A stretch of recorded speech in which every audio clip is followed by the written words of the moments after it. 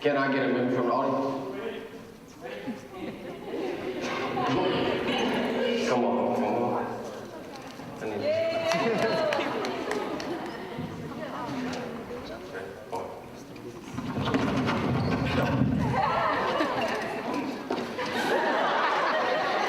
Thank you, sir.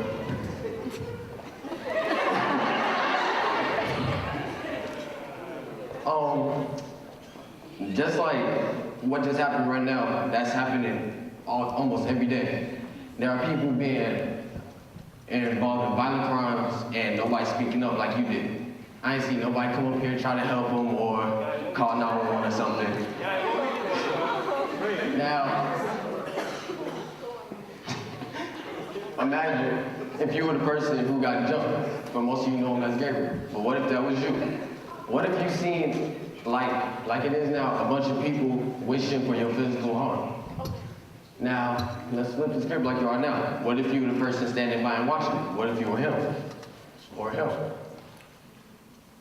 Now, I want you to be honest with this. Raise your hand if you would tell somebody or stop the fight or whatever. I know some of y'all lying on this. All right, now imagine if the person had died in the fight. What if you had to live with that unconscious every single day for the rest of your life?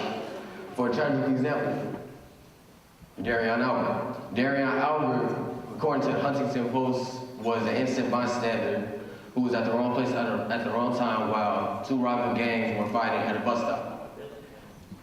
4 teens between the ages of 16 and 18 were arrested in this crime, but there are still many at large that was involved with his death that are still at large because they believe snitching is wrong. But, you know, that's just them. In states like California,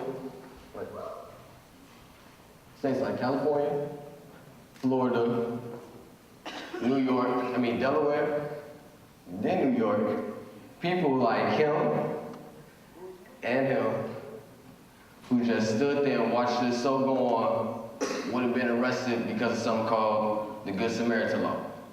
The Good Samaritan Law basically forces witnesses to a violent crime to call the police or intervene, do what she's doing.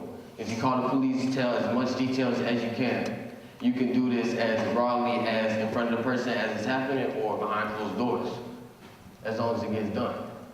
Illinois also has this law. The whole state of Illinois has this law, but it's pushed aside because they believe they have better things to do. All right, so basically, I did an interview with my mother, and she relived a story of the attempted rape about 20 years ago that basically she was walking with my sister, and a man pulled her in the alley and tried to rape her. She told me that she seen many people just walk past and just kept going because they thought it was none of their business. But it only took one man who intervened. It took one man to intervene, and he basically saved my mother's life because during the scuffle between the man and the rapist, a knife was pulled. The rapist pulled out a knife on the man that was saving my mother's life. And in the fight, the man stabbed the man in the thumb. So now, after you hear all this stuff about how bystanders can basically save lives, I want you to raise your hand again. Would you tell somebody now? Yeah, I like that outcome. Give yourself a quick round of applause.